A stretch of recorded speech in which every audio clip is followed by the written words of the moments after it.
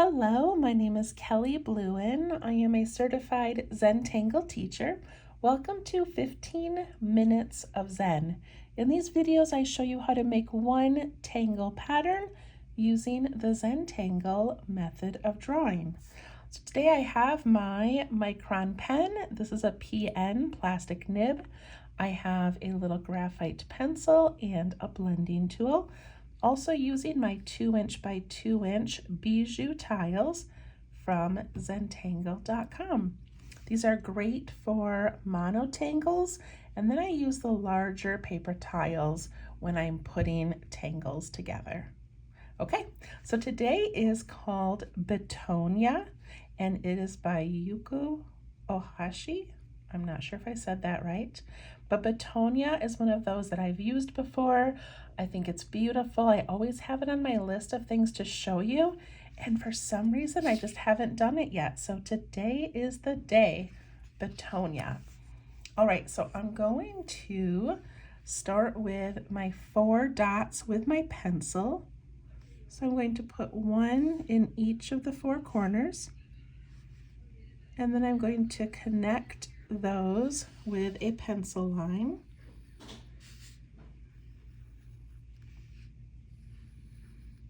So I've drawn mine nice and light, and we'll go over it with pen later. So I'm going to put that down and pick up my pen. Okay, so Bitonia is a beautiful little floral type pattern, and it's a pretty simple one, but Yuko has so many cute variations to kind of change it up. So I'm kind of excited to show you this. Okay, so it begins with a teardrop shape. So I'm just going to put one right over here in this corner.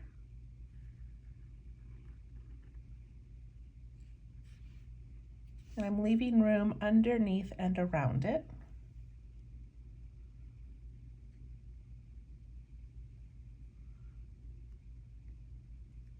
Once you have that first little teardrop, we're going to put a line in the center, but it's going to continue out the other side. And then we're going to do a line across this way. And it's okay if yours goes over the edge. Mine will in a moment. And I love drawing outside of the line, so it's okay. Right, so I have this little teardrop shape on this side. Now we're going to do a mirror image on this side. It's going to have that round bottom and then the pointy end.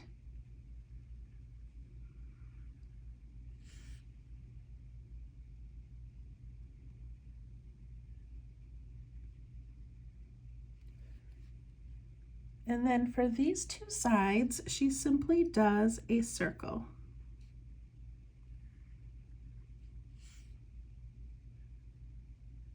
So 1 on each side.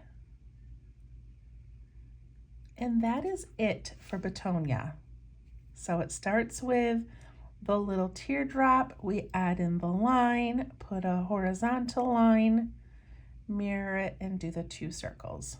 Okay, so that's a single one, and we're going to add some more in this space.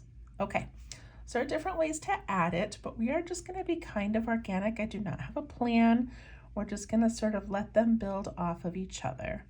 So now I'm going to head up into the middle, and I'm going to use this little crevice right here as the point for my next teardrop shape.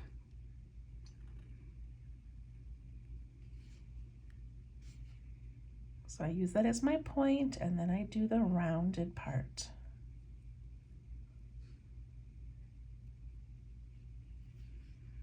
We put in that line, but we extend it out. I curved mine a little bit this time. I don't know why, that's just what I did, but it can be straight, it can be curved. You can feel free to play. I'm going to put one this way as well.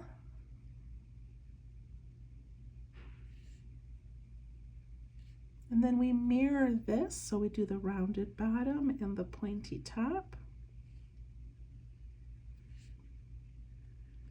And then the circles.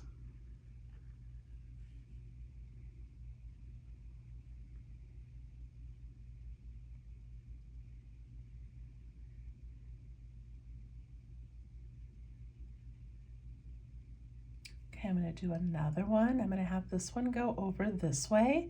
And I'm going to purposely like angle it.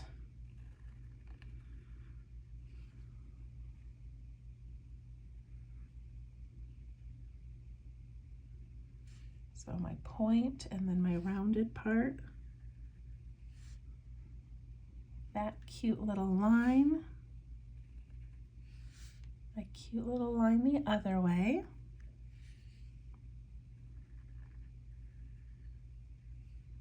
Do the mirror image.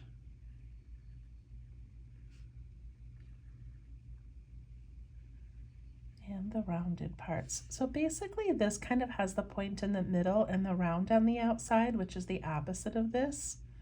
So it's not exactly a circle, but.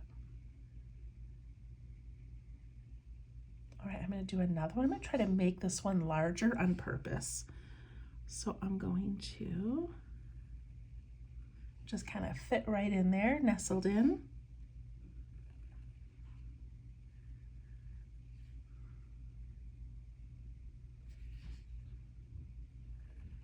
And I can kind of curve the ends if I want, give it a little bit of personality.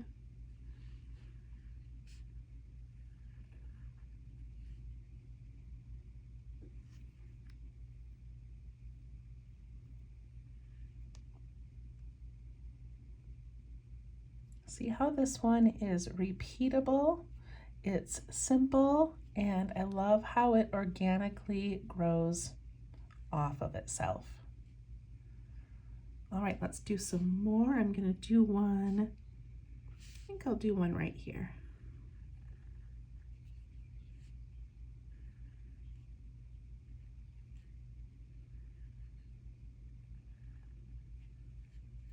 And if they bump into each other, that's great, or it can tip in behind and come out the other side.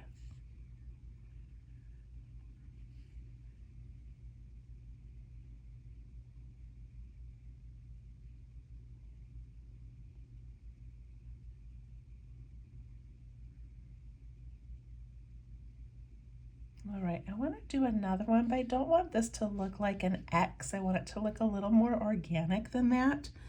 So maybe I will, let's see, maybe I'll do one over here. Just being completely unique and just letting this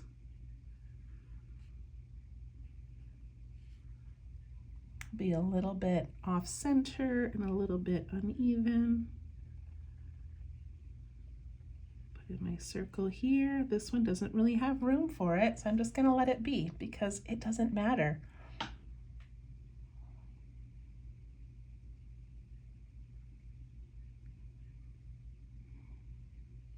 Okay, now I want to show you a few of her adorable fillers, okay? So one of them is just this little line with a dot, a line and a dot. And then we put in a smaller little flick and a flick.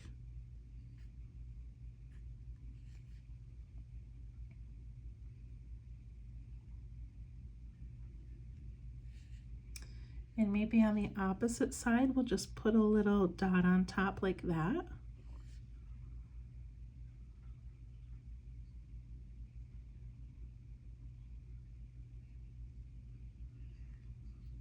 So another cute one is to make a little leaf out of this line. So we just kind of go like that.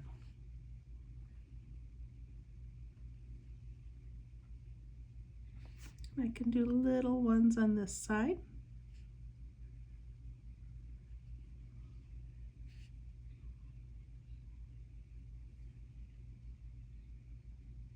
See how it changes it completely?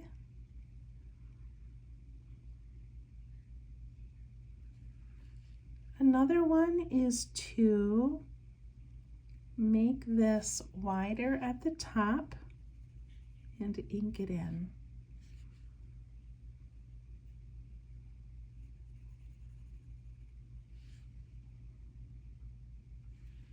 And maybe on this one, I'll just put those little flicks again.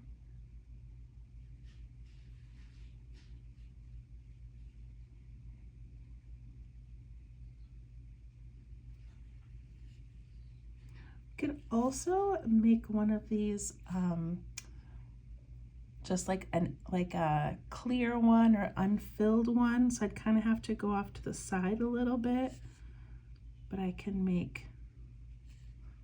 turn those into empty little middles.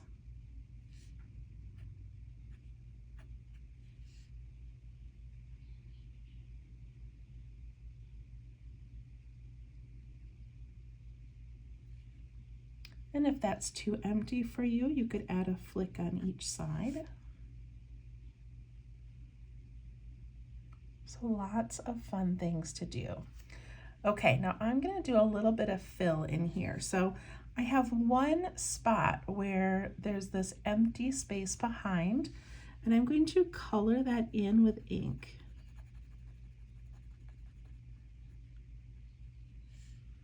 It's the only one I had.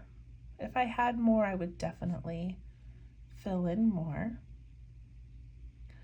And then I think it would be fun to add in some circles or orbs to kind of balance this out. So I'm just gonna put in a couple little orbs, and I love adding a little reflection, and then that made a little space for me to fill in.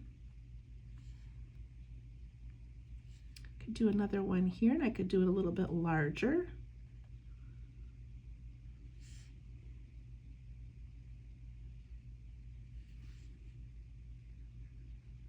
So see how that just sort of connects these together, makes it a little bit thicker.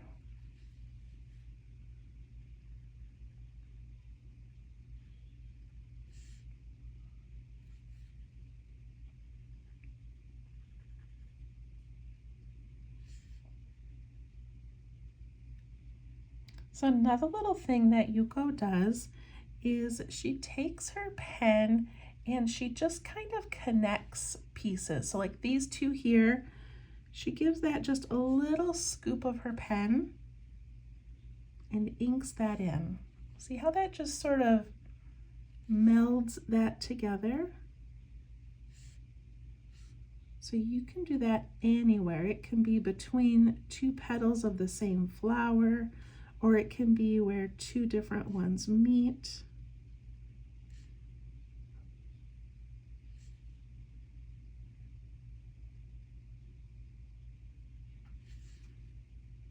I'm gonna add a few more orbs in here.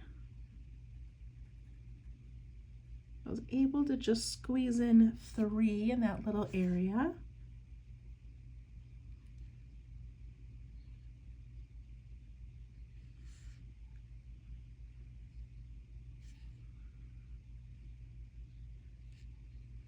I feel like I want to add some little flicks to this one and maybe a dot on the end. Some little dots on these. Just kind of filling in. All right, so I need to do some shading. So before I shade, I want to put in my frame. So my frame, I'm just going back over that initial line that I made, but I'm lifting my pen whenever I get to a little petal sticking out.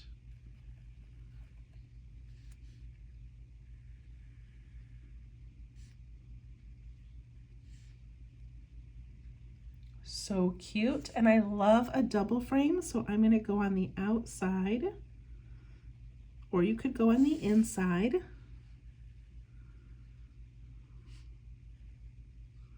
I'm going to give it one more layer of frame.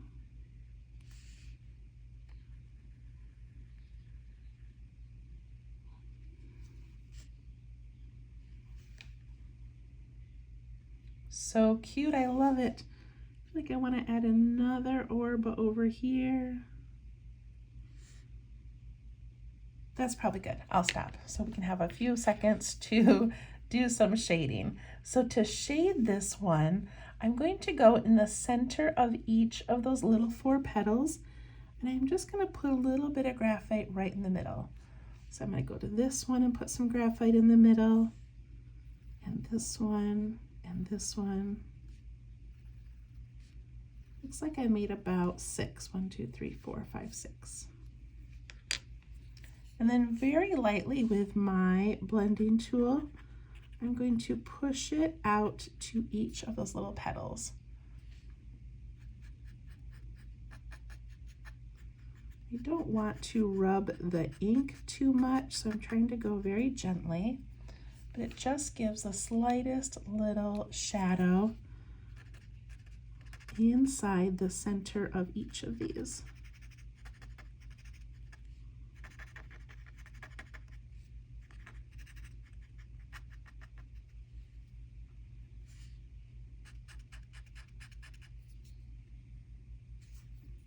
Then I'm also going to go on the inside edge of my frame. So I'm putting this pencil right along the inside edge, just giving it a nice little bit of graphite.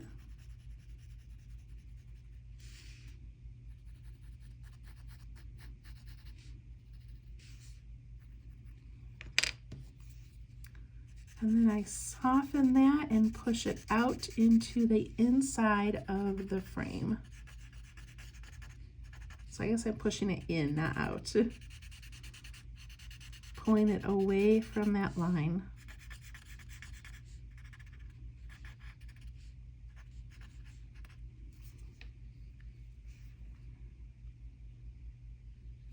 And then my blending tool already has some graphite on it, and I could add a little bit more with my graphite pencil. And then I'm just going to go around some of the outside of these shapes, just to give a tiny shadow around that.